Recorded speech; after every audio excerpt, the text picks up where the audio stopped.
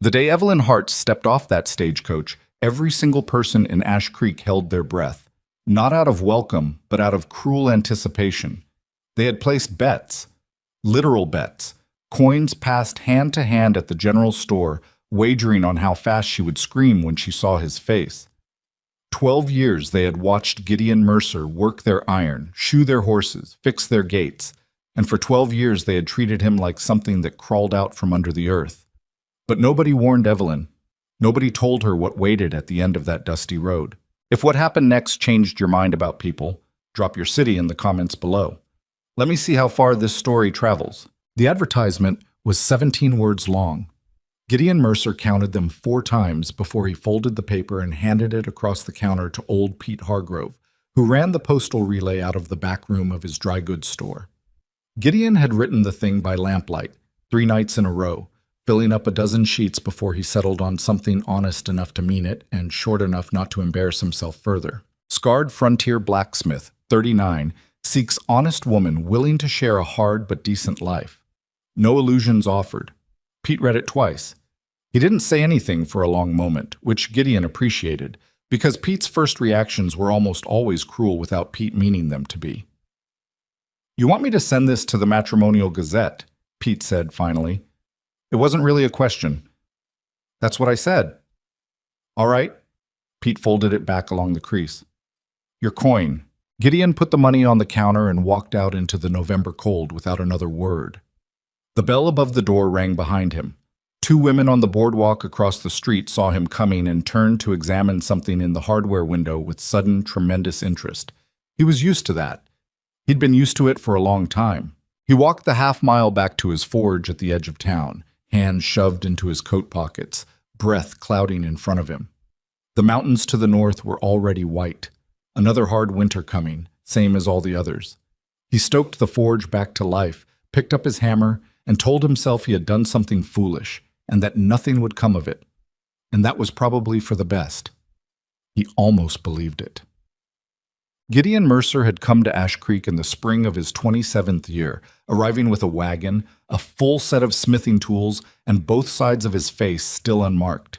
He'd been a big man even then, broad through the shoulders, thick through the hands, the kind of man whose presence registered in a room before his face did.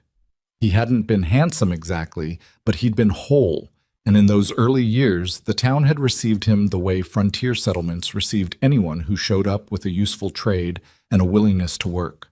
He had been careful with his money. He had built his own forge, expanded it twice, added a small attached cabin that was rough but solid. He had shod horses and repaired wagon wheels and made hinges and latches and iron weather vanes shaped like roosters that women in the valley seemed to admire.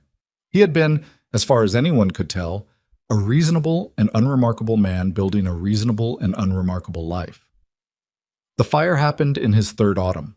A barn at the Kellerman property caught on the western edge of town, dry October wood going up fast the way it does, with a sound like paper crumpling except enormous and alive. Gideon had been walking back from the general store when he smelled it. He'd run toward it while others were still trying to figure out which direction the smoke was coming from.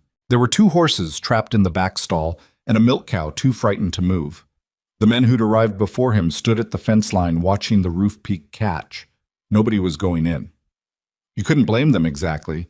It was a genuinely terrifying thing, a barn fire at full draw. But Gideon looked at those horses screaming and went in anyway. He got all 3 animals out.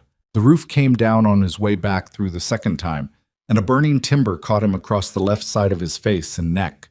He remembered the heat mostly. Not pain, not at first, just heat, and then a sound like wind, and then he was on the ground in the yard and people were throwing water on him and someone was crying. He spent 6 weeks recovering at the Kellerman house, and when he finally got up and walked back to his forge, he stopped at the well and looked at his reflection in the water bucket. The left side of his face was ruin, puckered, drawn, the skin thick and pale in some places and dark red in others, pulling the corner of his eye slightly downward. His earlobe on that side was partially gone. The scarring ran down his neck and disappeared under his collar. He stood there a long time looking at himself. Then he picked up his hammer and went back to work. But what nobody in Ash Creek ever seemed to understand, or perhaps they understood it and simply chose not to honor it, was that the scar hadn't changed who Gideon was. He was still the same man who'd walked into that burning barn. He still shod their horses and fixed their gates. He still made those iron roosters. He still paid his accounts on time and spoke honestly and kept his word. But people are strange about faces. The cruelty hadn't started immediately. At first it was just discomfort. The way conversations went quiet when he walked in. The way people's eyes moved off his face and found something else to study. He understood that. He'd seen his own reflection. He knew it was startling if you weren't expecting it. But discomfort had a way of curdling in small communities with long winters and not enough to occupy themselves with. The discomfort became whispers, and the whispers became jokes, and the jokes became something more mean-spirited and settled, like a habit the town had gotten into and couldn't quite break. Children were the worst because children hadn't yet learned to hide it. They'd stare with their mouths open or burst into tears, or worst of all, run to their mothers pointing.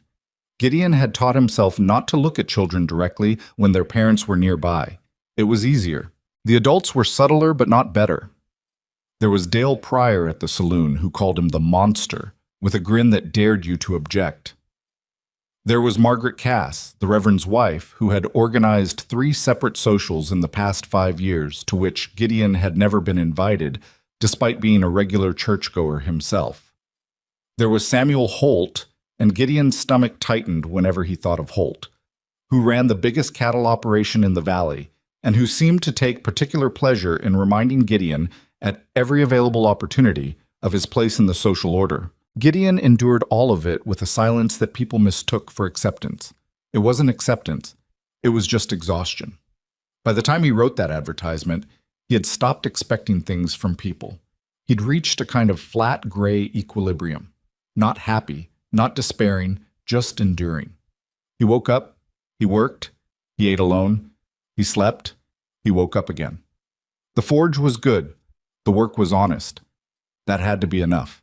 He told himself it was enough. At night, listening to the wind come down off the mountains, he was somewhat less convincing.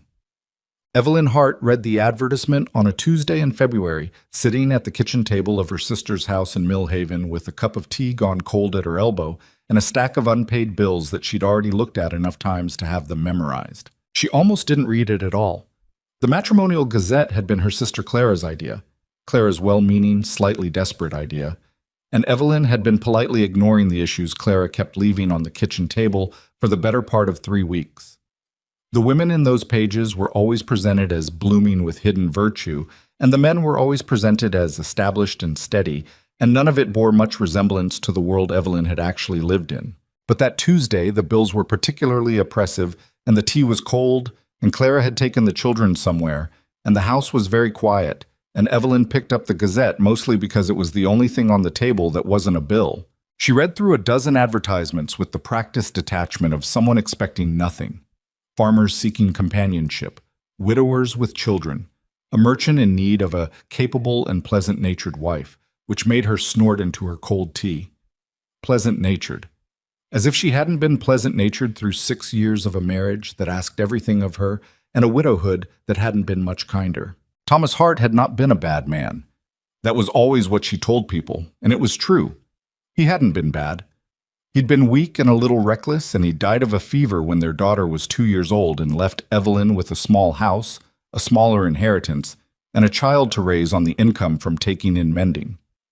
The child, her Margaret, her fierce little girl, had died the following winter of the same fever, or something like it, and after that Evelyn had moved to Clara's house because she had nowhere else to go, and because she didn't entirely trust herself alone.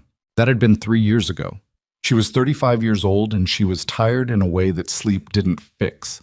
Not sad exactly. She had made her peace with the sadness, or something approximating peace, but worn, like fabric that had been washed too many times and gone thin. She almost turned the page when she saw it. Scarred frontier blacksmith, 39, seeks honest woman willing to share a hard but decent life. No illusions offered. She read it again. Then she read it a third time. There was something in it that was different from all the others. Not the content exactly, but the character of it. The other advertisements had a salesman's quality, a careful arrangement of appealing features. This one read like a man who had thought carefully about what he actually had to offer and had decided finally to just say it plain. No illusions offered. Evelyn set down the Gazette. She picked it back up. She thought about it for the rest of the afternoon and through dinner, and while she lay awake listening to Clara's children sleep across the hall. And in the morning, she sat back down at that kitchen table with a fresh cup of tea, hot this time, and wrote a letter. She didn't plan what she would say before she started writing. She just wrote, "Mr. Mercer, I'll be honest with you in return, since that seems to be the spirit of your advertisement.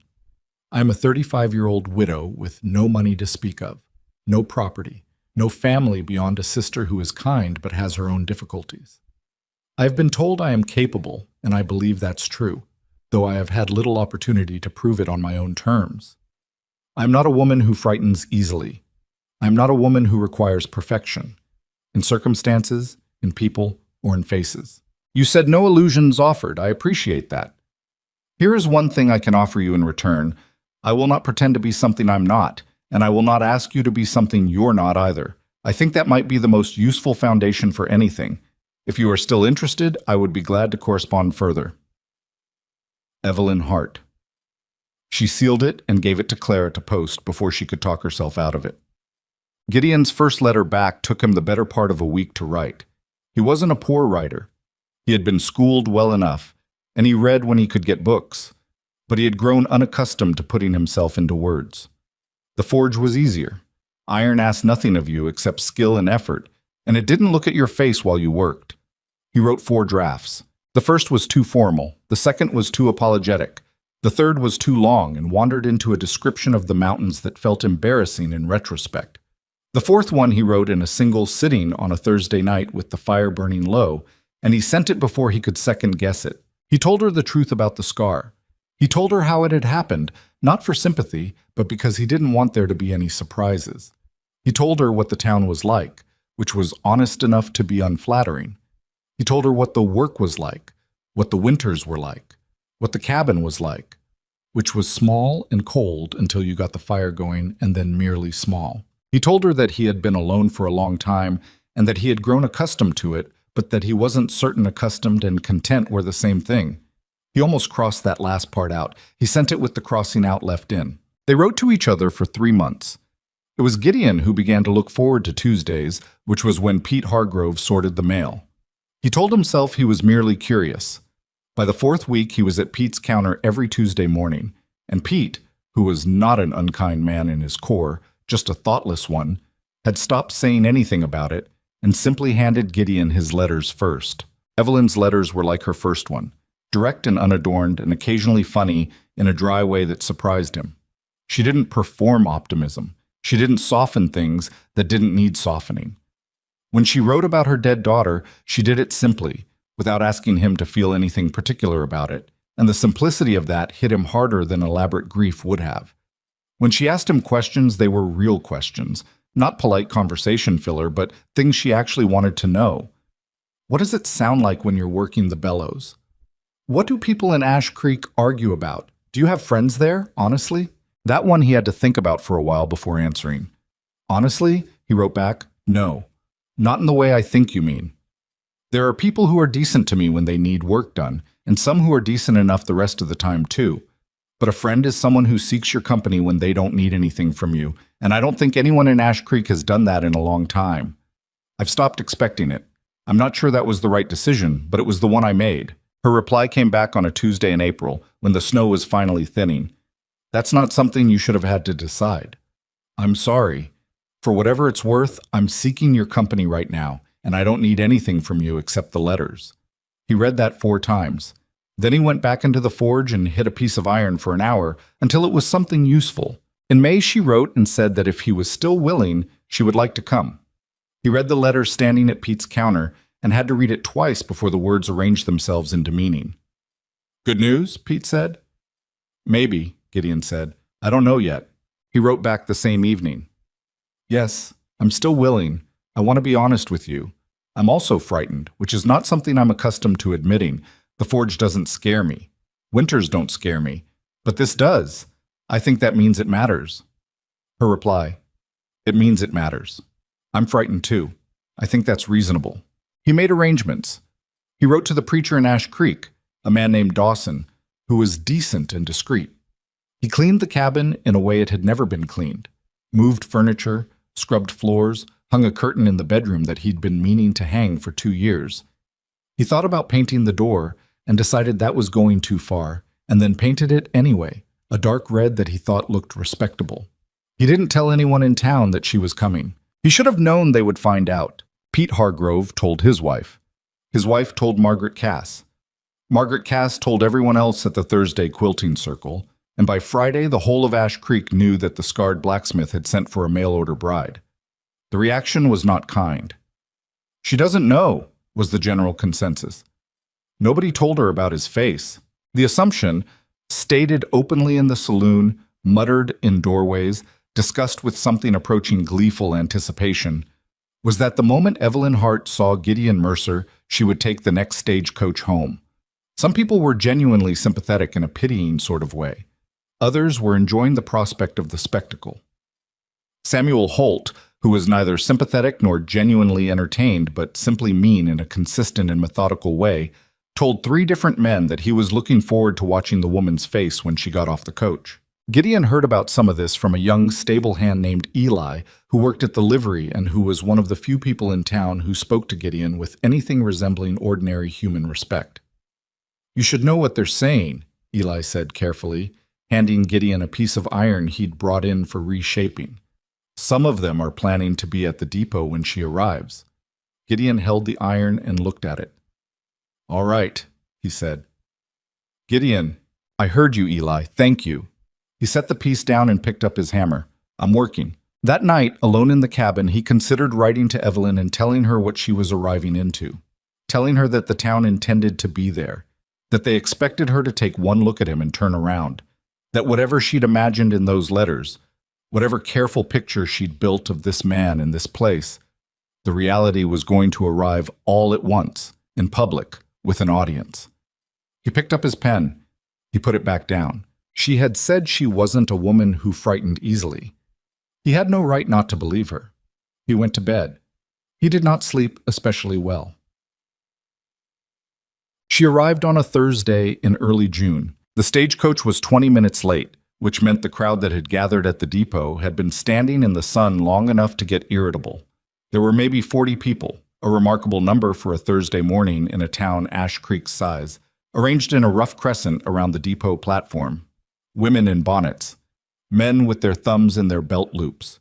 3 children who had been brought, Gideon thought, specifically to witness the event, which was the part that made his jaw tighten the most. He stood at the near edge of the platform, slightly apart from the crowd. He'd worn his good shirt, which was clean and reasonably pressed. He'd done what he could with his hair. He had not tried to cover his face or stand with his right side toward the road in the way he sometimes did when he knew people were going to look, because he'd thought about that and decided it was the wrong way to begin.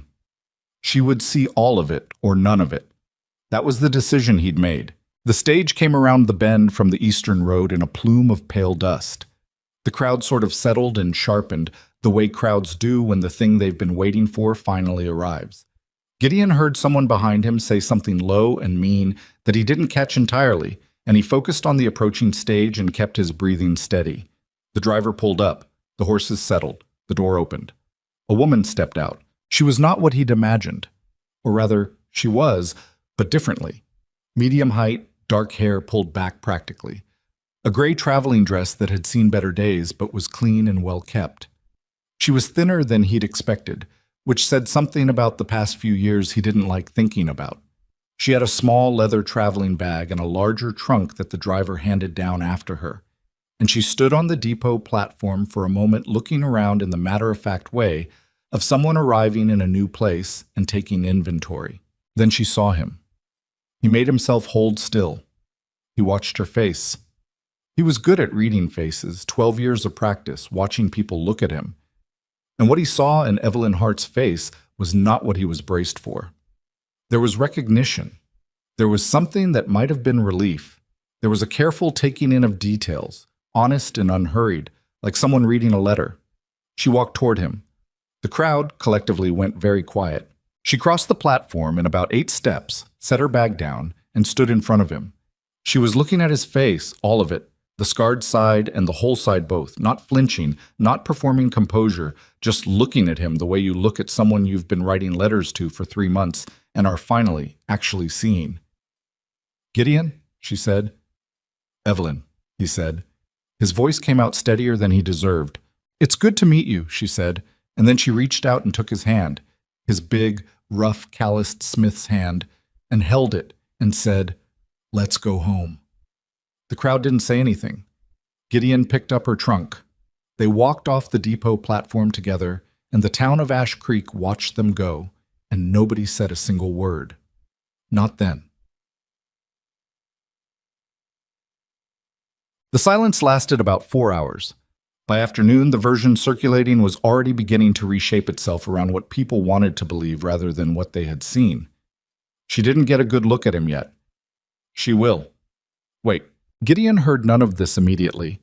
He and Evelyn walked the half-mile to the cabin, and he showed her where things were, and he made coffee on the stove while she looked around the small space with an expression he couldn't entirely read. The cabin was what it was. One main room, a separate small bedroom, a stone fireplace, a window with actual glass that he'd paid too much for and didn't regret. The red door. "You painted the door recently," she said.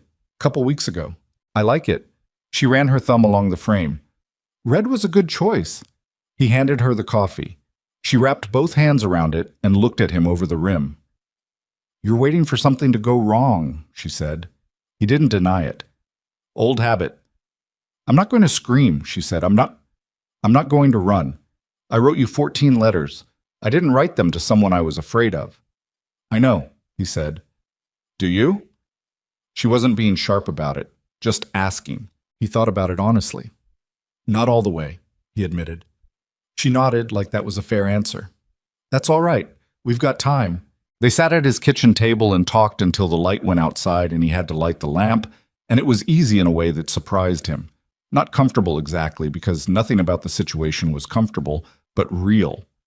She asked him about the forge, and he found himself actually explaining it, the way he never explained anything to anyone because people in Ash Creek had never been especially interested. She told him about Clara's house and the mending and the years after her daughter died, and she told it plainly without asking him to say anything particular in response, and he appreciated that deeply. "I should warn you," he said eventually, when the lamp had been burning a while, "about how the town is." "I got a sense of it today," she said. "Today was the good version," he said. "They were in shock. It'll be different when they've had time to organize their opinions." She looked at him steadily. "Are their opinions going to change the facts?" "No." "Then I'm not especially worried about their opinions." He wanted to believe that. He genuinely wanted to. But he had been in Ash Creek long enough to know that opinion had a way of making itself felt whether you worried about it or not. It had weight. It had consequence. It wore on you slowly, the way cold wore on a building, finding the gaps in the insulation and seeping in. He didn't say that, not that first night. "All right," he said instead. She finished her coffee. He showed her where the blankets were. He slept in the main room on a cot he'd set up, which was awkward but right, and he lay awake a while listening to the sounds of the cabin settling and the wind outside. In the morning, she made breakfast without being asked, which surprised him because he hadn't shown her where anything was, but she'd apparently figured it out on her own. She set a plate in front of him and sat down across from him with her own plate and looked like a woman who had decided something and was at peace with having decided it. He thought, eating his eggs in the early morning quiet, that he had not felt less alone in 12 years. He didn't say that either. It was too early for that, but it was there, quiet and strange, and a little bit frightening, like something he'd stopped expecting to feel and wasn't entirely sure what to do with now that it was there. He picked up his coffee. He went to work. Evelyn Hart. Evelyn Mercer. Now, legally, married by a brief and simple ceremony that afternoon in Preacher Dawson's parlor, with Eli the stable hand and Dawson's wife as witnesses, began unpacking her trunk. The red door swung shut behind him. The forge fire caught on the first strike. Somewhere out in the town of Ash Creek, 40 people were rearranging their expectations, and none of them, not a single one, had any idea yet what kind of woman had just arrived. The first week was the quiet before the weather turned. Inside the cabin, they found a rhythm the way two careful people find things in the dark, slowly, by feel, without making a production of it. Evelyn learned that Gideon took his coffee black and too hot, and that he was at the forge by first light every morning without exception. Gideon learned that Evelyn was not a woman who needed conversation to fill silence, which suited him, but that when she did speak, she expected to be heard, which suited him even better. She cooked without complaint on a stove that ran hot on the left side. He fixed the stove's left side on the fourth day without her asking, which she noticed and didn't make a fuss about, which he appreciated. It was not a perfect domesticity. The cabin was too small for two people to navigate without occasionally stepping into each other's spaces, and they were still essentially strangers, and the awkwardness of that had its own texture. The careful way they both moved around the bedroom situation, the moments at the table when conversation flagged and they both looked at their plates, and neither one knew quite how to restart it. But it was honest awkwardness, the kind you can live with, and neither of them pretended otherwise. What lived outside the cabin was a different matter. The town's shock had worn off by Monday. Evelyn felt it the first time she walked into Pete Hargrove's store for flour and salt, and a few other things, carrying the list she and Gideon had put together at the kitchen table Sunday night. Pete was decent enough directly. He measured out what she needed and took her money without incident. But there were two women at the far end of the counter who went very quiet when she came in and then resumed talking at a volume clearly designed to be overheard. "She must not have seen him in the light yet," one of them said to the other. "Or maybe she's got her own problems," the other replied in a tone that made the word problems carry considerable weight. Evelyn set her coin on the counter. She picked up her parcels. She turned toward the door and then stopped. She turned back. "I can hear you," she said to the two women, pleasantly. Not angrily, just informatively, the way you'd tell someone their hat was crooked. "I could hear you when I came in too. I want you to know that, so you can make an informed decision about what you say next." The two women stared at her. Evelyn nodded politely and walked out. She held the pleasantness all the way back to the cabin and then set the parcels on the table and stood at the window for a minute looking at the forge where she could see the orange glow through the open doors. She wasn't shaking. She was just tired already, and it had only been 4 days. She'd known it would be like this. Gideon had warned her, and even before Gideon, she'd known the kind of small community cruelty that fixed itself onto anything it could identify as different. She wasn't naive, but knowing something and standing inside it were two separate experiences, and she would be lying to herself if she said the second wasn't harder than the first. What she hadn't anticipated was how much it would bother her specifically on Gideon's behalf. Her own bruising she could manage, but the thought of him absorbing this day after day for 12 years, walking into that same store, past those same women, buying his flour and his salt, and walking back to an empty cabin that sat in her chest like a stone. She put the groceries away. She made supper. When Gideon came in from the forge, smelling of iron and smoke, she put a plate in front of him and said, "I went to Hargrove's today." He looked at her. He could read something in her face. "How was it?" "Educational," she said, and sat down across from him. He was quiet a moment. "Which women?" "I don't know their names." "Was one of them taller, reddish hair, usually wearing a blue bonnet?" "Yes." "That's Louise Pryor. Her husband runs the saloon." He cut into his food. "And the other one?" "Shorter, brown dress." "That'd be Alice Cass." He chewed, set his fork down. "I'm sorry." "Don't be sorry on my account. Be sorry on yours. You've been dealing with them considerably longer." He made a sound that wasn't quite a laugh. "You get used to it." "You shouldn't have had to." He looked at her across the table with an expression she was beginning to recognize. Something careful, slightly defensive, like a man who'd learned that pity and genuine concern looked the same from far enough away and had stopped being able to tell the difference. "I'm not pitying you," she said, before he could retreat into the silence he used like armor. "I'm stating a fact. You shouldn't have had to get used to it. That's different." He picked his fork back up.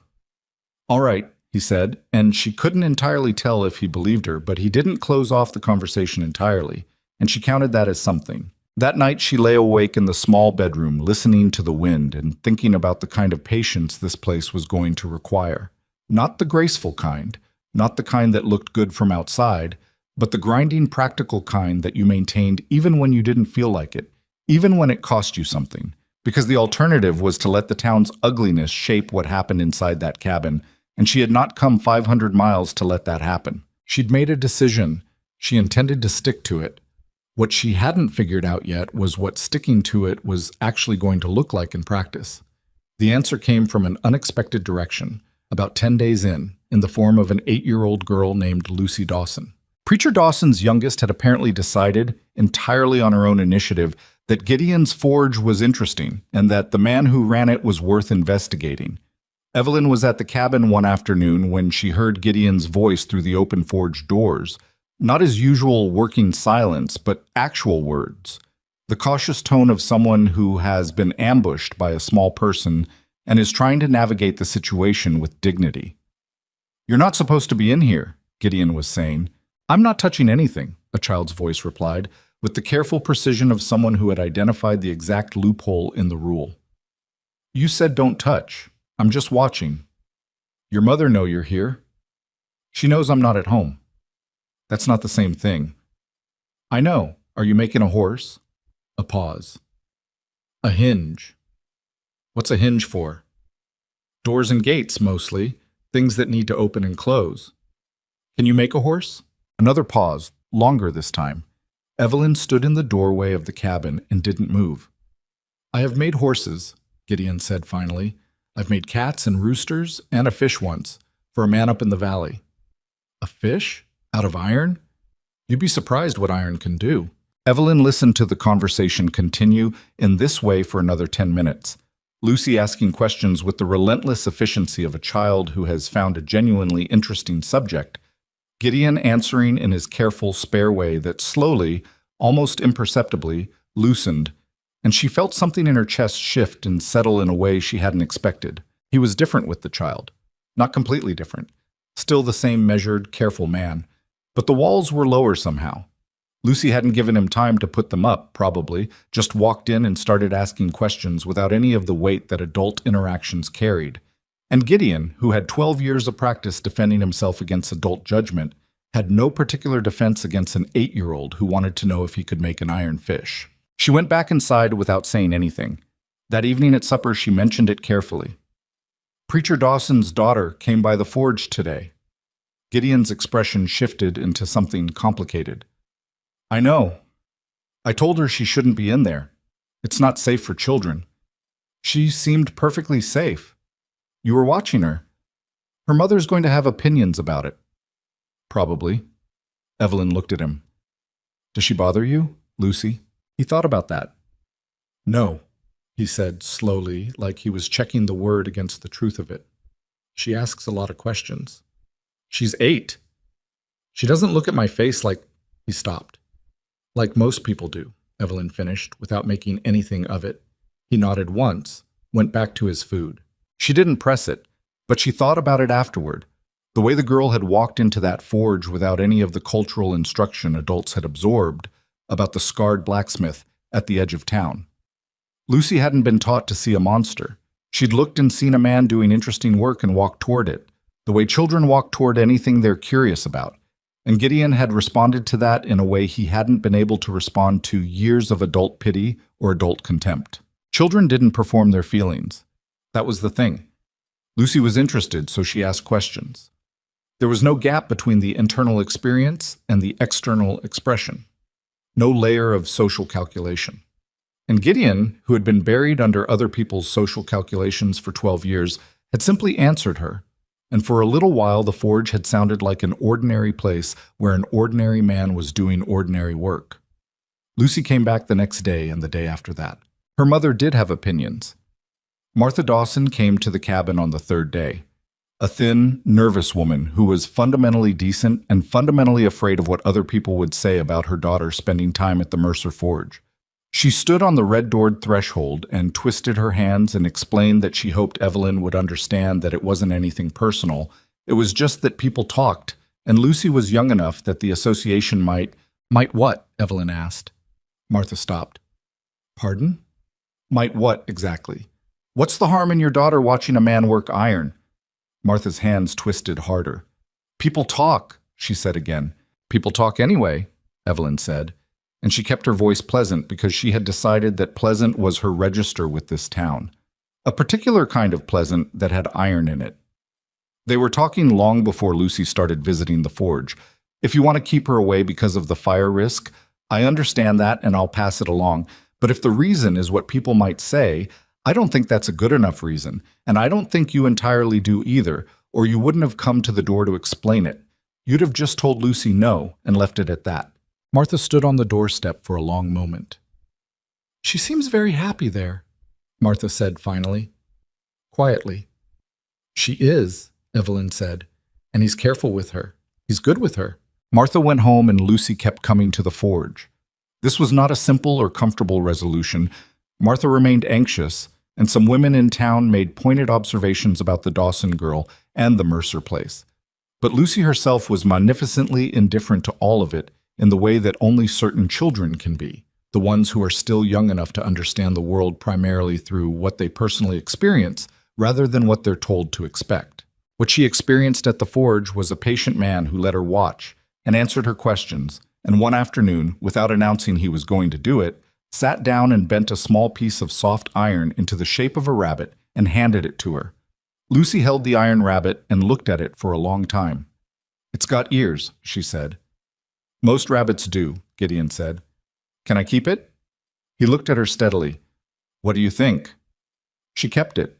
She showed everyone who would stand still long enough to look, which was mostly other children, since most adults weren't especially interested in what Lucy Dawson was carrying around. But children circulate differently than adults. They carry things back to their households and talk about them at the supper table without any of the editorial filtering adults apply.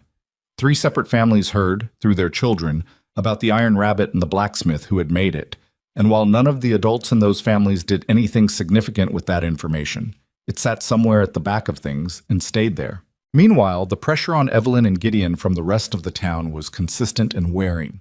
It was almost never dramatic. The dramatic confrontations were still mostly ahead of them. It was the daily accumulation of small things that ground at you. The way invitations to social events still didn't include Gideon. The way certain men in the saloon went quiet when Evelyn came into the dry goods store next door. The way Dale Pryor had taken to making comments that were just barely within the range of things a man could claim he didn't mean. One afternoon in late July, Gideon came home from a delivery to the Kellerman Ranch. The same ranch where the fire had been, where he'd earned his scars. With his jaw set and his eyes flat in the way that meant something had happened that he was choosing not to discuss. Evelyn waited until after supper. "What was it?" she asked. "Nothing." "Gideon." He set down his coffee, looked at the table. "Holt was at Kellerman's when I got there. He and Kellerman and 2 of Holt's men. They were having some kind of business discussion on the porch, and I came around the corner with the wheel parts, and..." He stopped. "And?" she said. Holt said something, in front of the others. His voice was level in the way it got when he was working to keep it that way. "About why Jim Kellerman would want a man like me near his property. Considering what happened to the barn, the implication landed like something physical." "He implied it was your fault," Evelyn said. "The fire. He didn't say it outright. He's too careful for that. But everyone there understood what he meant." Gideon's hand closed around the coffee cup. "Kellerman didn't say anything back. He just looked at his boots." The silence sat between them. Evelyn thought about what to say and took her time about it, because her first instinct was the wrong one. Her first instinct was the hot, satisfying kind of anger that felt good and accomplished nothing. She let it move through her and settle. "Jim Kellerman knows what happened in that barn," she said finally. "Yes?" "He was there." "Yes." "And he said nothing." Gideon looked up at her. "People don't, usually. Not when Holt's the one talking." "Why?" "Because Holt owns a lot of land and more debt.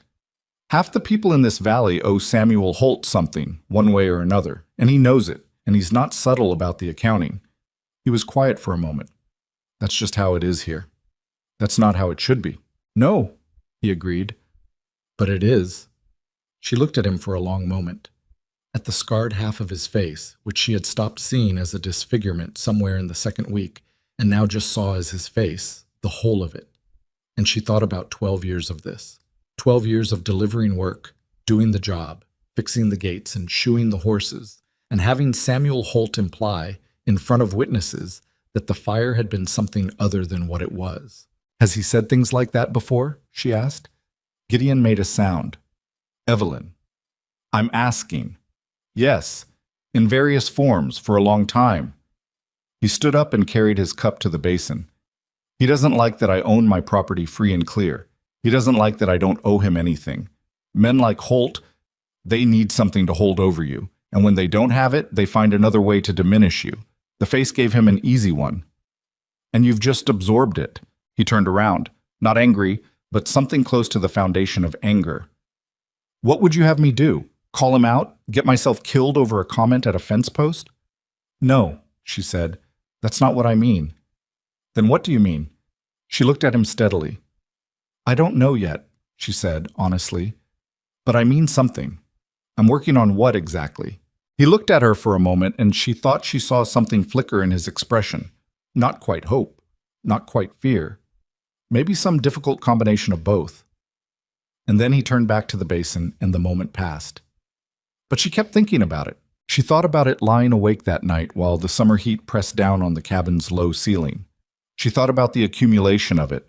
The women at Pete's counter, Martha Dawson at the door, Dale Pryor's comments, Jim Kellerman looking at his boots, and underneath all of it, Samuel Holt, who was the engine of it, the man whose opinion had weight because he had power, and who had decided at some point that the scarred blacksmith at the edge of town was a useful object for his particular kind of cruelty. She thought about Gideon's face when he'd described it. Not defeated. He wasn't a defeated man, whatever the town thought, but worn, in the way of someone who had decided that this was simply the texture of his life and had made accommodations accordingly. She thought about Lucy Dawson holding the iron rabbit, about the way the child had looked at it without any of the weight that adults brought to things. She thought, there is something here that could change. It has not changed because nobody has made it change. The town is not fixed.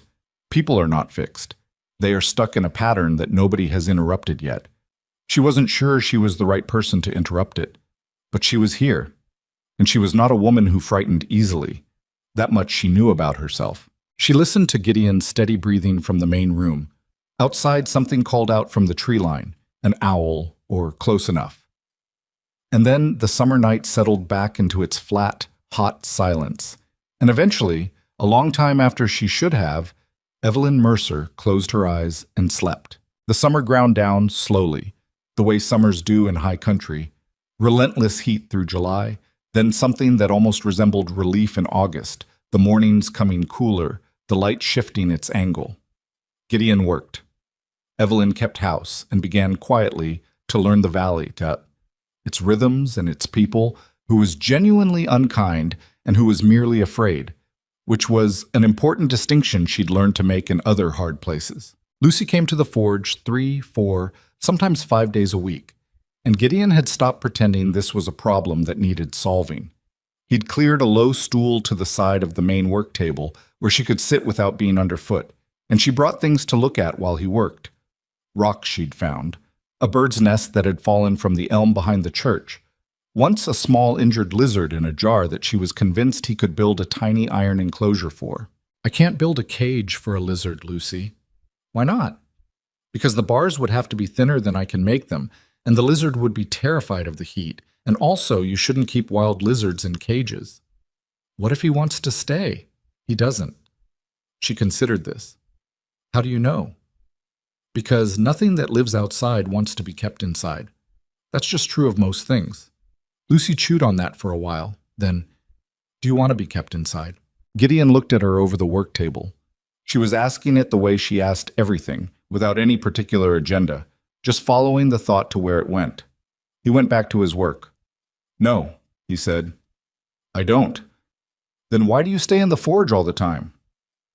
"I'm working." "You're always working." "That's how you run a business, Lucy."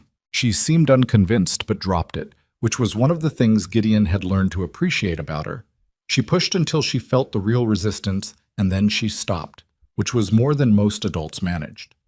She set the lizard jar on the stool beside her and watched him work, and the forge went quiet again, except for the bellows and the hammer and the particular sound iron makes when it's being asked to become something it wasn't before.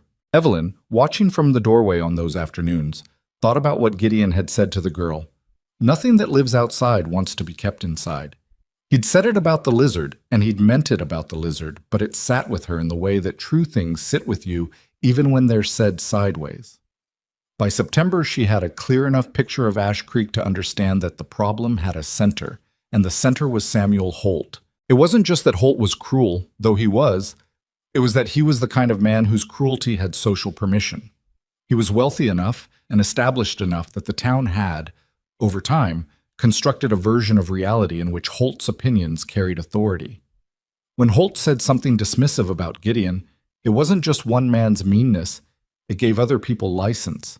It told them that their own discomfort about the scarred blacksmith was legitimate, was shared by the most important man in the valley, and was therefore fine to act on. Evelyn understood this structure because she had seen versions of it before. The specific man was different, but the architecture was familiar. One person whose power other people borrowed to justify what they already wanted to feel. She had not figured out what to do about it. She was still working on that. What broke things open was not something she had planned. It was a Saturday in late September, the kind of bright, cold fall day that made the mountains look like they'd been cut from blue paper and set against the sky. There was a gathering at the depot. Not a formal event, just the loose accumulation that happened when the monthly supply wagon came through and half the town came out to collect orders and visit and stand around in the sun. Gideon needed to pick up an order of iron rod he'd placed 2 months prior, and Evelyn went with him because she had her own items to collect and because she'd made a practice of not letting him face the town alone when she could help it. She had learned over the past 4 months to read the crowd the way you read weather, the quality of the silence when Gideon approached, the particular way people's eyes moved. She had learned which silences were just awkwardness and which had intent behind them. And as she and Gideon moved through the depot yard, she could feel the intent before she could locate the source of it. She found the source near the supply wagon. Samuel Holt was a big man. Not as big as Gideon, but big in the way of men who've spent their lives expecting rooms to accommodate them. He was somewhere in his mid-50s, with a rancher's weathered face and a rancher's particular kind of confidence that came from owning a significant portion of what was visible in any given direction. He was standing with 3 of his men and Jim Kellerman and 2 others Evelyn didn't know well, all of them in the good mood of men who'd been drinking since before noon, which was a different kind of danger than the sober kind. Gideon had seen him. His jaw had done the thing it did. He angled toward the supply wagon to find the depot man about his iron rod, and Evelyn stayed beside him, and for a moment it seemed like the morning might pass without incident. Then Holt said, loudly enough to be heard clearly across the yard, "There goes Mercer. Surprised he brings the wife to town. Most men try to keep their embarrassments at home." The yard went quiet in that specific way. Not the natural quiet of people pausing, but the held breath quiet of people waiting to see what would happen. Gideon stopped walking. He didn't turn around. He just stopped. And Evelyn could see the deliberate effort of it, the decision he was making in real time, the same decision he'd made 100 times before she understood, the decision to absorb it, to keep moving, to survive it the way he survived the cold, by enduring. She had watched him make that decision for 4 months. She stepped forward. She turned around. She faced Samuel Holt across the depot yard with every person in that yard watching her, and she did not shout, did not make her voice sharp or theatrical, just spoke at a volume that carried clearly and with a steadiness that she felt all the way down to the ground under her feet. "Mr. Holt," she said, "I'd like to ask you something." Holt looked at her with the particular amusement of a man who doesn't yet understand that he's in trouble. "Mrs. Mercer," he said, and the way he said it had a smirk folded inside it. "That scar on my husband's face," she said. "Do you know how he got it?" "Everybody knows," Holt said, with a shrug that implied the story was less impressive than it had been told. "Barn fire out at Kellerman's." "Yes," Evelyn said, "at Kellerman's." She let that sit for a breath. "Jim Kellerman is standing right there. Jim, do you want to tell Mr. Holt what happened that night? Who went in and who didn't?" Jim Kellerman's face went the color of old chalk. He looked at his boots. Same as Gideon had described. Same reflex, same calculation. "That's what I thought," Evelyn said, not unkindly. She looked back at Holt. 2 horses and a milk cow. My husband went into that burning barn and brought out 2 horses and a milk cow, while the other men present found reasons to stay at the fence line. He went in twice. The roof came down on the second trip. She paused. The scar you find so entertaining is what courage looks like after the fire goes out. I want to be clear about that in front of everyone standing here, because I think some people in this town have been confused about what it represents. Holt's expression had changed. The amusement was gone and something colder had replaced it, the look of a man recalculating. "That's a fine speech," he said, "for a woman who showed up 4 months ago knowing nothing about—" "I know about the debt," Evelyn said. The yard went so quiet she could hear the horses at the hitching post shifting their weight. Holt's eyes narrowed. "Excuse me?" "The lumber debt, from the Mitchell account." She watched his face. "My husband did the ironwork on the Mitchell barn. All of it. Mitchell paid him in part and settled the rest against an account that turned out to be yours.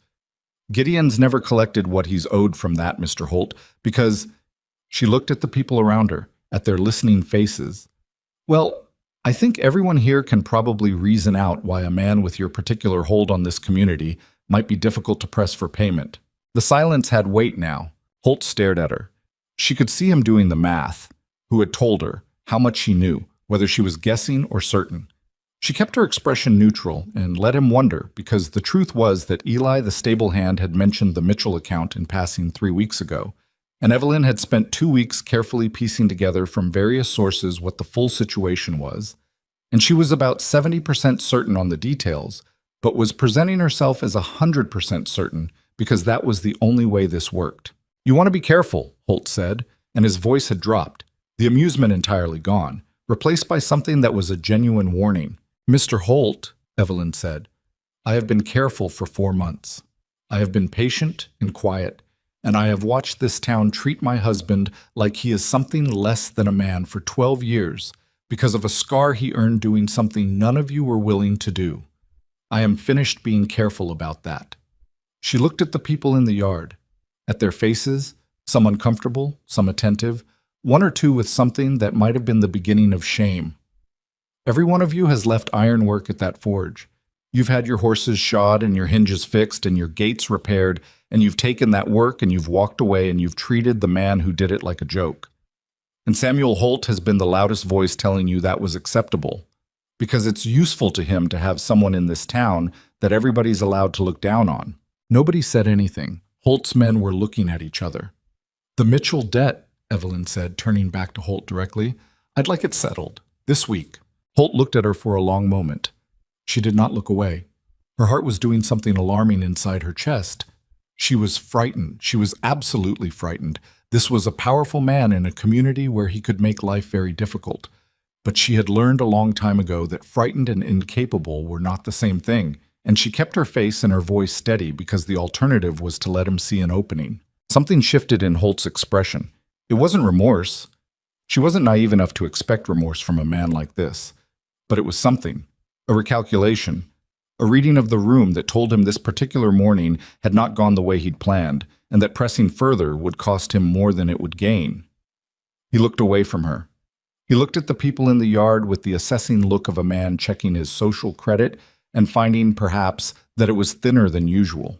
"Crawford," he said to one of his men, without looking at Evelyn again, "settle up with Hargrove about the Mitchell account."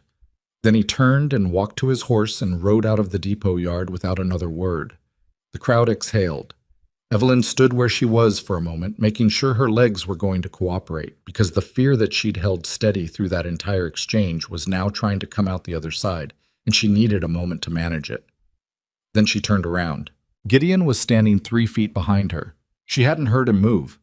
He'd been at the supply wagon, and now he was here, and his expression was something she didn't have a word for.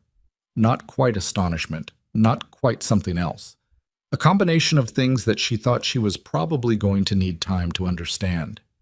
"The iron rod's here," he said after a moment. "Good," she said. Her voice came out steady. She was grateful for that. "Evelyn," he stopped, started again. "How did you know about the Mitchell debt?" "Eli mentioned it. I asked around." He looked at her. "You've been asking around." "Carefully," she said, "and not loudly until today."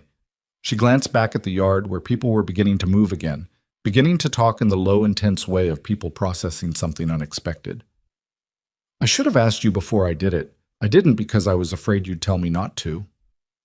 I would have, he said. I know. He was quiet for a moment. Holt's not going to forget that. No, she agreed. He's not. He's going to make things difficult. He's been making things difficult. At least now he has to do it honestly. She looked at Gideon's face, that face she had learned over 4 months, the whole of it. And she said more quietly, I'm sorry if I overstepped. I mean that.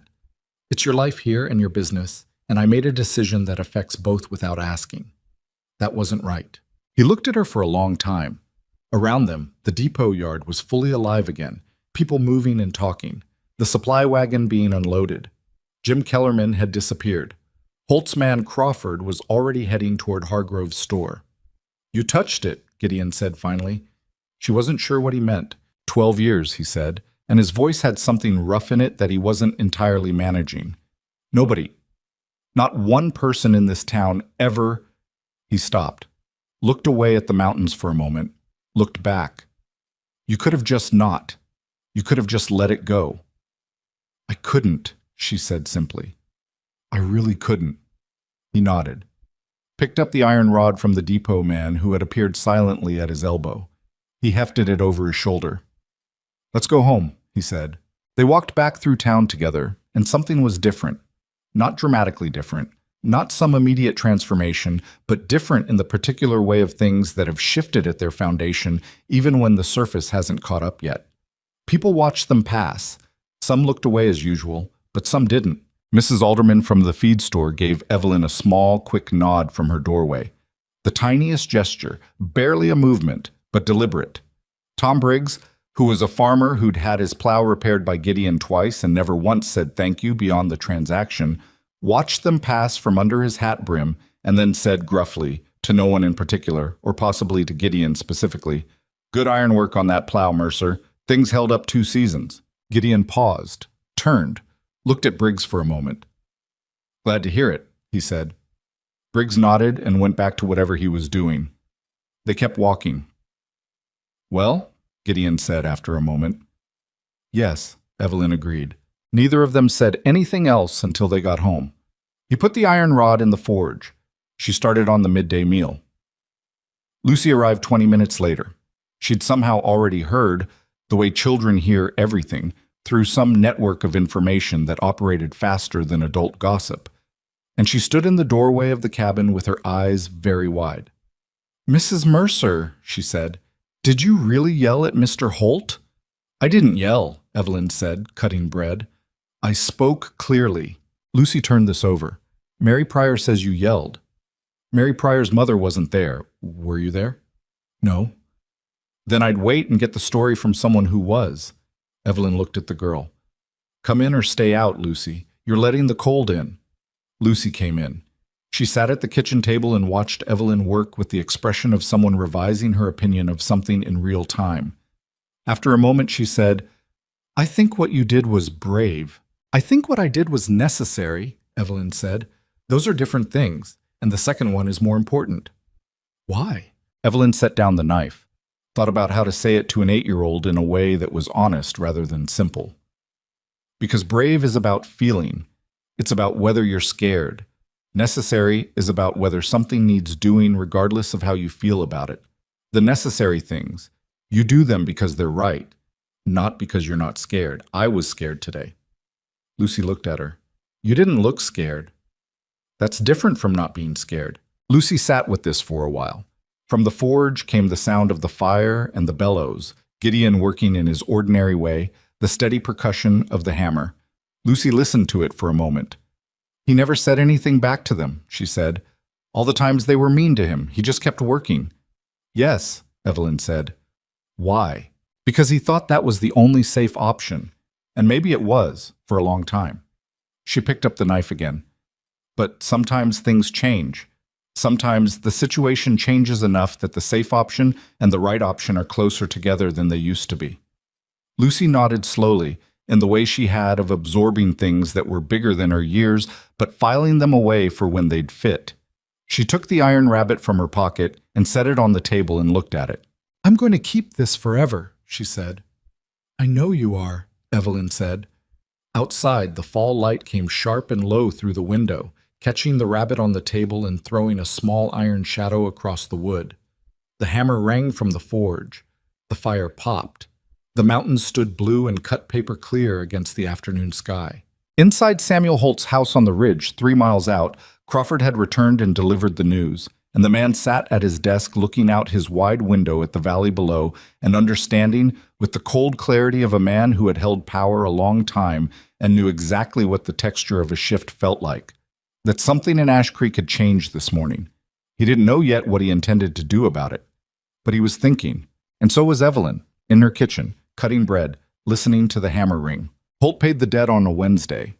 Crawford came into Hargrove's store with the correct amount in coin and set it on the counter without a word, and Pete Hargrove counted it twice and wrote it into his ledger with the particular careful neutrality of a man who understood the significance of what was happening, but had decided that acknowledging it out loud was above his pay grade. He sent word to Gideon through Eli, who delivered the message with barely concealed satisfaction. Gideon received the news at the forge, read the note Eli had written it on, folded it once, and put it in his shirt pocket. He went back to work. If he felt anything particular about it, vindication, relief, some complicated mixture of both, he kept it in the same place he kept most things, which was somewhere interior and not especially accessible. Evelyn, when he told her that evening, nodded once and said, "Good," and then asked if he wanted more coffee, and that was that. What she felt privately was more layered, a kind of exhausted satisfaction, like finishing a long piece of hard physical work. But she kept that to herself too, because she had learned that Gideon didn't need her feelings about his victories any more than he needed her feelings about his wounds. What he needed was for her to treat both as ordinary, as things that had happened and been handled and could now be set down. The town did not transform overnight. She had never expected it to. But the depot yard confrontation had done something to the social atmosphere of Ash Creek that was difficult to name precisely, but impossible to ignore. The best way Evelyn could describe it to herself was that people seemed less certain, not kinder necessarily. The instincts of a community ran deep and didn't reverse on a single morning, but less certain that their unkindness was automatically supported.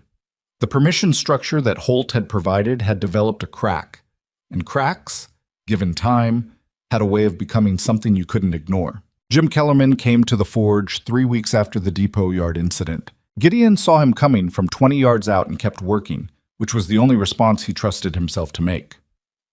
Kellerman was a tall man, 50-ish, with a farmer's permanent squint from years of looking at distances. He had not been outright cruel to Gideon over the years. He was more the passive variety, the man who benefited from the cruelty of others without getting his hands in it. But passive complicity has its own flavor, and Gideon had not forgotten the boot-staring incident with Holt at his own fence line. Kellerman stopped at the forge entrance. He had his hat in his hands. That said something. "Mercer," he said. Gideon put down the hammer. "Kellerman." Kellerman looked at the hat in his hands. "I want to say something." "All right." About that day. When Holt said what he said about the barn, he stopped, turned the hat brim. "I should have spoken up. I knew the truth of it. I was standing there knowing the truth, and I didn't say a word." He looked up. "That wasn't right. I've been thinking about it for a while, and it wasn't right, and I'm sorry for it." The forge crackled between them. Gideon looked at the man for a moment. He thought about 12 years of accumulated moments like that one. The averted eyes, the silence when silence was cowardice, the boots staring. He thought about what an apology was worth after all of that, and what it wasn't worth. And he decided that the honest answer was somewhere in the middle, which was where most true things lived. "I appreciate you saying it," he said. Not warmly, but honestly. Kellerman nodded. He seemed to understand that was the ceiling of what was available. "I've got a gate needs rehinging," he said after a moment. 3 panels on the north fence, if you've got capacity." "I've got capacity," Gideon said. Bring me the measurements." Kellerman put his hat back on. "I'll have my boy come by tomorrow." He turned to go, then paused without looking back. "Those horses. The 2 you got out that night. Roan mare's still working. She's good." He left. Gideon stood at the forge entrance and looked at the empty path for a moment. Then he went back inside and picked up his hammer and stood at the anvil and didn't hit anything for a while. He was still standing there when Evelyn appeared in the doorway. "I saw Kellerman leaving," she said. He apologized. She was quiet, waiting. "For the fence post thing, with Holt." He looked down at the iron on the anvil. "He said he should have spoken up." "He should have," Evelyn said. "Yes." He picked up the hammer, set it down again. I don't know what to do with it. That's the honest answer. He said the right thing, and I don't entirely know what to do with it after 12 years of the wrong thing." She came into the forge and stood on the other side of the work table. "You don't have to do anything with it right away. You're allowed to just let it sit. People act like forgiveness is simple," he said, and his voice had something raw in it that he usually kept better contained. "Like you just decide and it's done." "It's not," she said. "It's a long, ugly, repetitive process, and most people who tell you otherwise haven't been given much to forgive." She paused. "He came. He said it.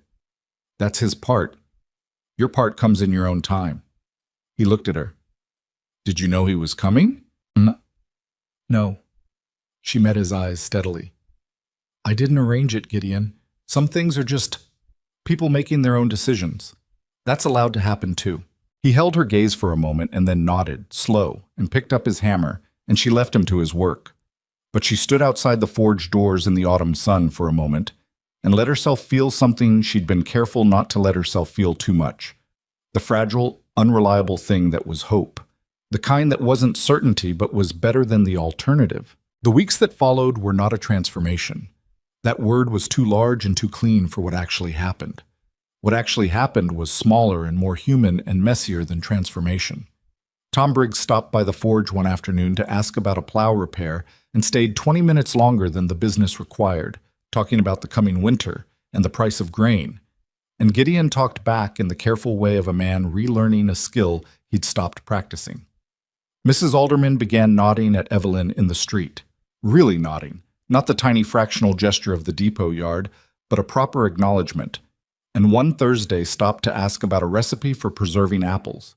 And they stood at the edge of the road talking about apple preserves for 8 minutes while the world continued around them. Lucy still came to the forge. She had started bringing other children sometimes, a boy named Robert from 2 streets over, and a girl called Clara May who was her age and serious-faced and watched Gideon work with the focused intensity of a person who was thinking very hard about something.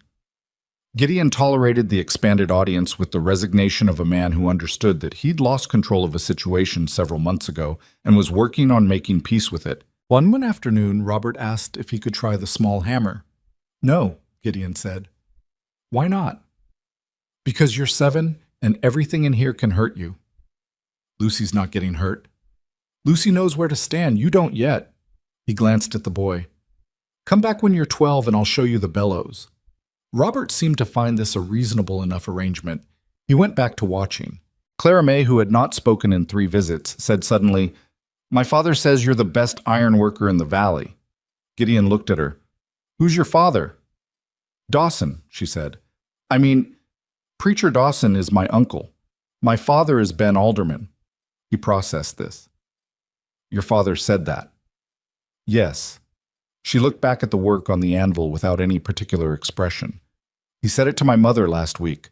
I wasn't supposed to be listening." Gideon turned back to the anvil. He worked the iron for a while. "Your father makes fair estimates," he said finally. Clara May seemed satisfied with that and went back to her observation. Evelyn heard this story from Lucy that evening over supper. Lucy recounted it with great enthusiasm and somewhat creative embellishment. And when the girl had gone home and the cabin was quiet, she looked at Gideon over the table and found him looking at the surface of his coffee with an expression she had learned to recognize over the past months. Something moving in him that he hadn't decided yet whether to put into words. She waited. He said, slowly, "I think I forgot how to believe it, that people could just think well of something I'd done. I kept assuming there was something else underneath it, some other angle." "There isn't always another angle. I know that." He frowned at the coffee. "I know that's true, but knowing something and being able to actually—" He made a gesture that was frustrated and imprecise and very unlike his usual economy of movement. "Feel it," she finished. "Yes." "That takes longer," she said. Knowing and feeling are different speeds. He was quiet for a moment. Outside, the wind had come up, the first real warning of winter in it. The fire in the hearth moved. "I've been thinking," he said, "about what you said to Holt." She waited, about what the scar represents. He touched the left side of his face, not self-consciously, but deliberately, the way you touch something you're trying to think clearly about. "I haven't thought about it that way in a long time. Mostly, it was a thing that happened, a thing I live with." "It's both," she said. "It can be both." "I know." He set his hand back on the table. "Before you came, I'd gotten to the point where I thought the town's version of it was just the version, the permanent version, that they'd decided what it meant and that was what it meant, and there wasn't anything to be done about that. And now?" He thought about it carefully. "Now I think I'd just run out of energy to argue with them. That's different from them being right." She looked at him steadily. "Yes," she said. "That's very different." He nodded, looked at his coffee again. "There's something else," he said. His voice had changed, quieter, the careful tone of someone approaching something they've been avoiding for a while. "Something I need to say to you, and I haven't found the right time for it. I'm not sure there's a right time, so I'm just going to say it now." She kept her face still and waited. "I've been waiting," he said, "since you came, for you to—" He stopped, tried again. "You're a capable woman. You're an educated woman. You're someone who could have— There were other options for you. Better ones, I know that."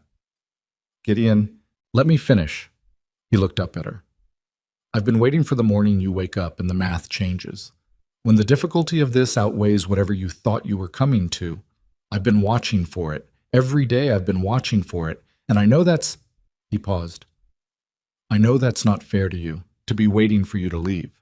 But I don't know how to stop doing it." The fire shifted in the hearth. The wind moved against the windows. Evelyn looked at him for a long moment. She thought about the 14 letters. She thought about the 500 miles. She thought about the red door, which had been his way of making something welcoming before he knew how to be welcoming himself. She thought about all the things she could say, all the ways she could be reassuring and eloquent and say the right words in the right order. And then she put all of that aside because Gideon Mercer was not a man who needed eloquence. He needed honesty. That was what had reached her in the first place. 17 words in a matrimonial gazette. No illusions offered. "I'm not going anywhere," she said. Just that. He looked at her. "I made a decision," she said. "I don't make decisions I don't intend to keep. You know that about me by now." "I know it," he said. "I believe it in my head." "The rest will catch up," she said. "Give it time." He was quiet for a long moment. The wind and the fire and the small sounds of the cabin around them. "You're a strange woman," he said finally, and it came out with something in it that wasn't quite a laugh but was related to one.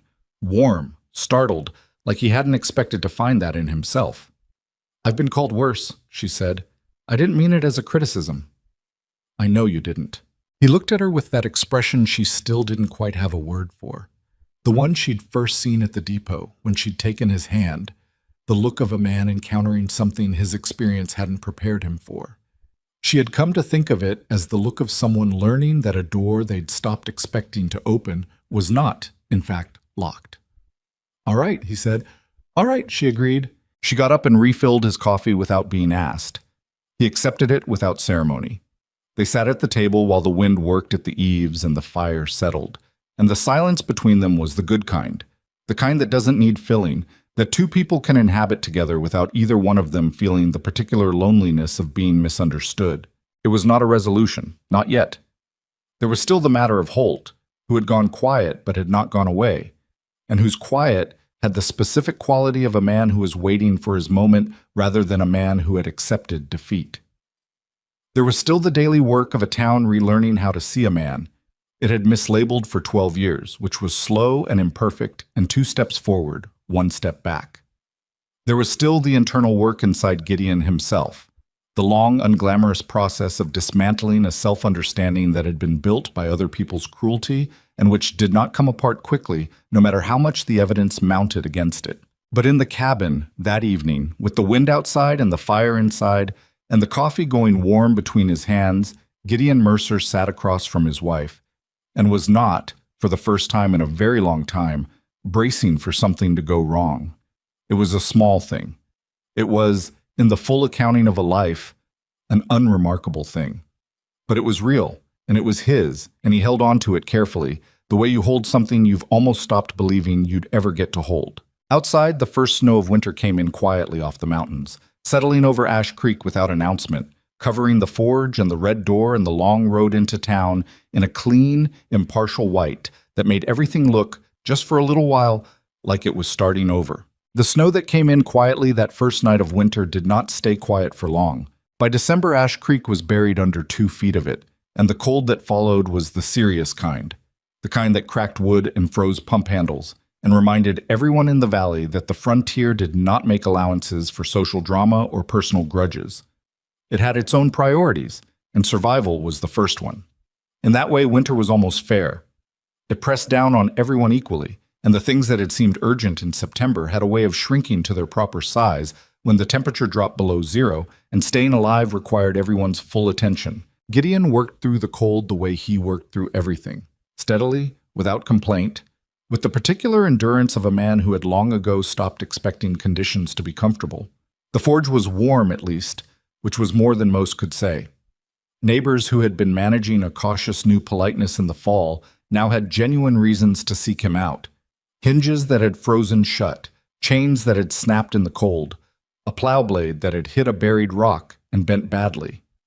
He fixed what came to him and charged fair prices and said little, and people paid and left and came back when they needed something else. The difference, and it was a real difference even if it was a quiet one, was in the texture of those transactions. Men who brought their work in looked him in the face when they talked.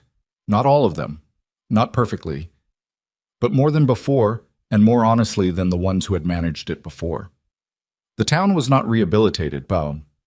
That was too large a word for what was happening, and Evelyn had long since given up on large words for this process.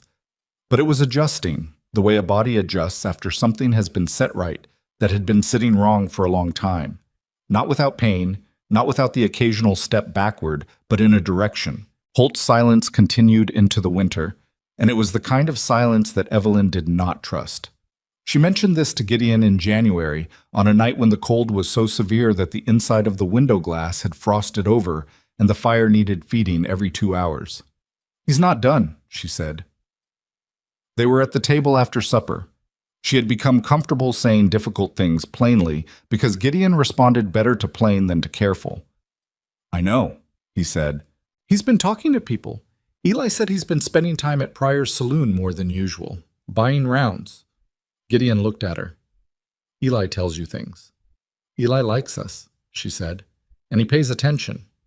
He says Holt's been working at something, replanting something, I think, trying to rebuild what the depot yard cost him. What do you want to do about it?" She thought about this honestly. "Nothing, right now. You can't preempt a man's scheming without knowing what he's scheming. We wait, and we keep doing what we're doing, and we don't give him anything to work with. And if he manufactures something, then we deal with it when it's real." She met his eyes. "I'm not going to spend the winter being afraid of Samuel Holt." He almost smiled. It was the near smile she'd come to recognize, the one that didn't quite make it all the way to his face, but lived in the vicinity of his eyes. "All right," he said. What Holt manufactured came in February, and it was smaller than Evelyn had expected, which was either a sign that his influence had genuinely diminished or a sign that he was being more careful than usual. He let it be known, through the saloon, through the particular social pipeline that ran from Pryor's bar to Margaret Cass's quilting circle, that there were questions about the quality of Gideon's work on the Mitchell Barn ironwork, and whether the failure of a latch on the eastern side had contributed to the fire spreading the way it had years ago. It was vicious in the specific way that Holt was vicious. Not a direct accusation, nothing you could confront head-on, just a seed planted in the right soil at the right time. The implication drifting through the community that maybe Gideon's work had contributed to a fire that had scarred him. The almost elegant cruelty of turning the origin story against itself. Evelyn heard it from Martha Dawson, who came to the cabin on a Tuesday morning looking uncomfortable in the way of someone delivering news they wished they didn't have. "I think you should know. Martha said, sitting at the table with her hands wrapped around the coffee Evelyn had given her. I don't believe it. I want to say that first. I don't believe it, and neither does my husband. I know, Evelyn said. What exactly is being said? Martha told her. Evelyn listened without interrupting.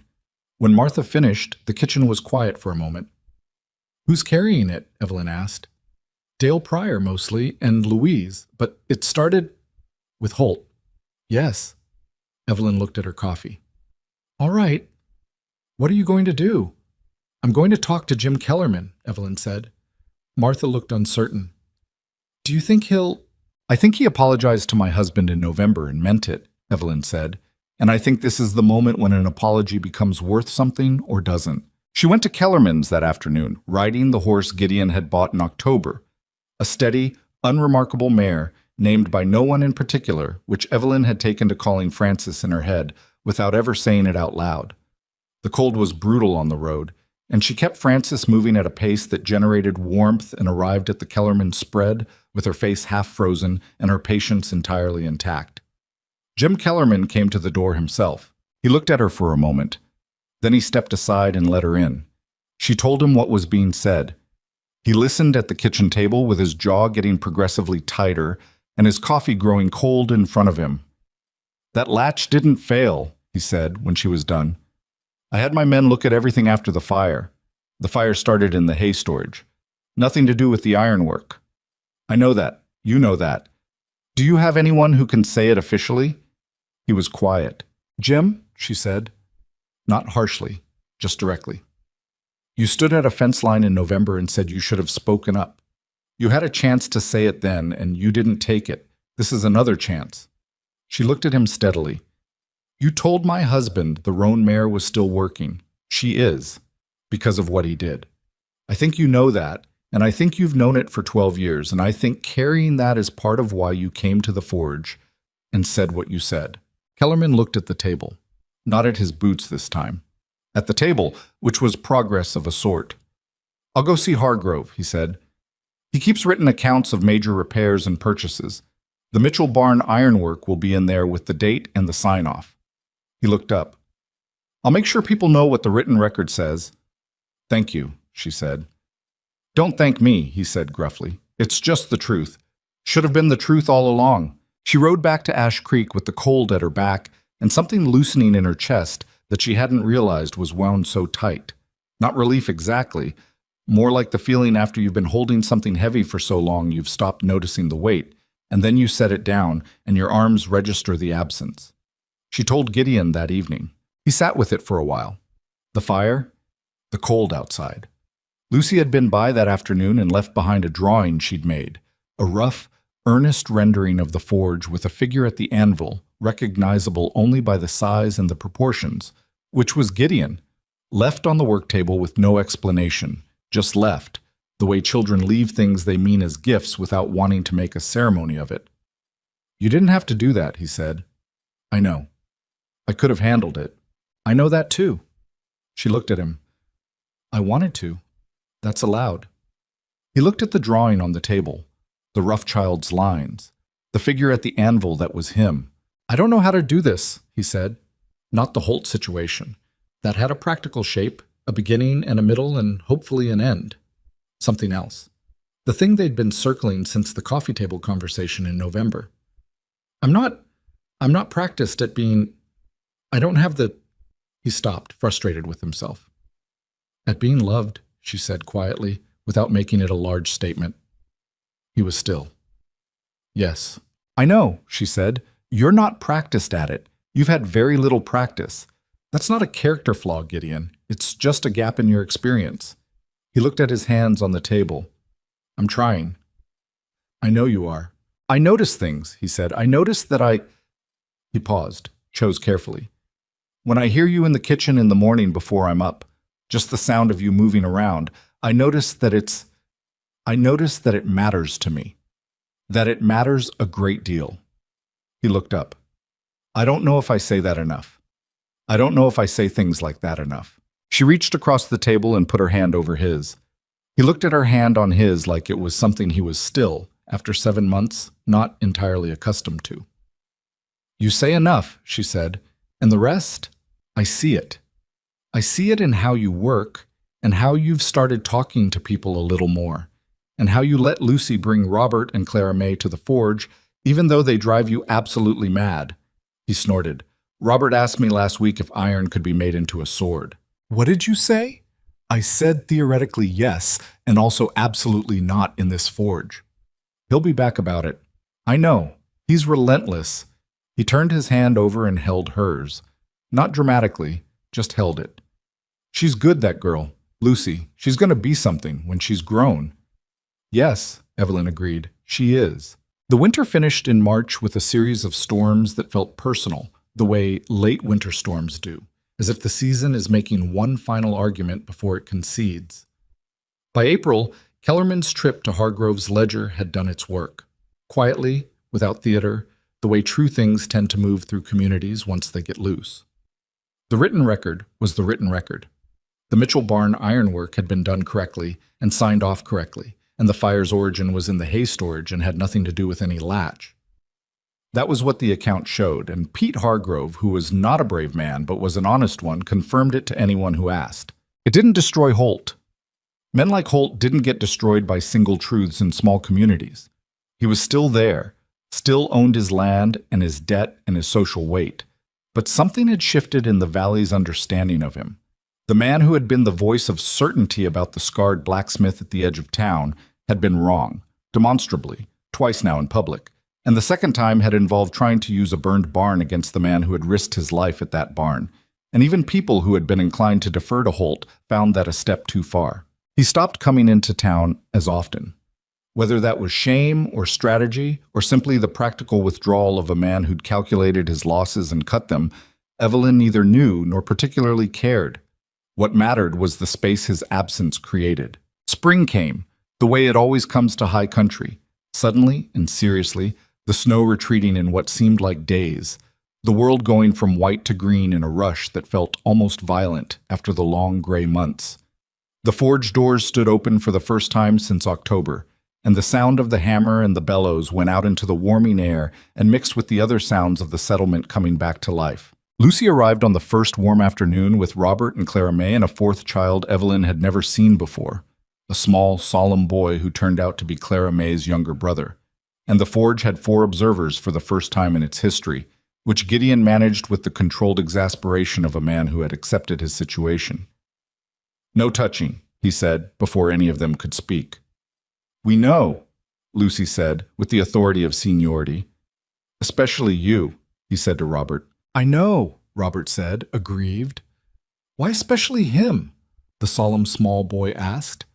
"Because he's the most likely to forget," Gideon said, and went back to work. Evelyn listened to this from the cabin doorway and felt something she didn't try to name because naming it would make it smaller than it was. It was just this. The ordinary life of it, the hammer and the children's voices and the spring air and the man at the anvil who had learned, slowly and imperfectly and at great cost, to let himself take up space in the world without apologizing for it. He had not entirely learned it. He was still working on it. Some mornings he was still the man who watched for the thing that would go wrong, who braced against the warmth because warmth had a history of being withdrawn. She recognized those mornings by something in the set of his shoulders, and on those mornings she gave him space and time and didn't try to fix it because it wasn't something that could be fixed, only endured and then slowly, gradually, gotten past. But the distance between those mornings and the others was growing. She was sure of that. Slow, imperfect, genuinely human progress. Not the kind that looked good in a telling of it, but the kind that was real.